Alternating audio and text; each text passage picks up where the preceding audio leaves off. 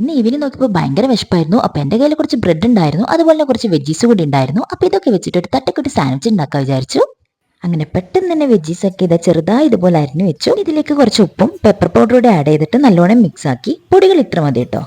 ഇനി ഇതിലേക്ക് mayonnaise സോസൊക്കെ add ചെയ്യുക. എൻ്റെ കയ്യിൽ മയോണൈസ് ഒന്നുമില്ല, ഉണ്ടാക്കാനുള്ള ക്ഷമയും എനിക്കില്ല കേട്ടോ. അത്രയും വിശക്കുന്നുണ്ടായിരുന്നു. അപ്പോൾ പെട്ടെന്ന് തന്നെ ഞാൻ എൻ്റെ കയ്യിലുള്ള ടൊമാറ്റോ കെച്ചപ്പ് ഒഴിച്ചിട്ടുണ്ട്. അത്രയും മതി വിചാരിച്ചിട്ട് എന്നിട്ട് നല്ലോണം ഒന്ന് മിക്സ് ആക്കി കൊടുത്തു. അപ്പോൾ ഇത് നമ്മളെ വെജീസൊക്കെ സെറ്റ് ആയിട്ടുണ്ട്. അങ്ങനെ ഇത് 4 സ്ലൈസ് ബ്രെഡ് എടുത്തിട്ടുണ്ട്. ഇനി മസാലയൊക്കെ ഒന്ന് ഫില്ല് ചെയ്താൽ മാത്രം മതി. അപ്പോഴാട്ടെ എനിക്ക് ഓർമ്മ വന്നത് എൻ്റെ കയ്യിൽ ഒരു ബ്രെഡ് സ്പ്രെഡ് ഉണ്ടല്ലോ എന്ന്. പിന്നെ അത് നെസ്റ്റോയിൽ പോയപ്പോൾ വാങ്ങിച്ചു കേട്ടോ.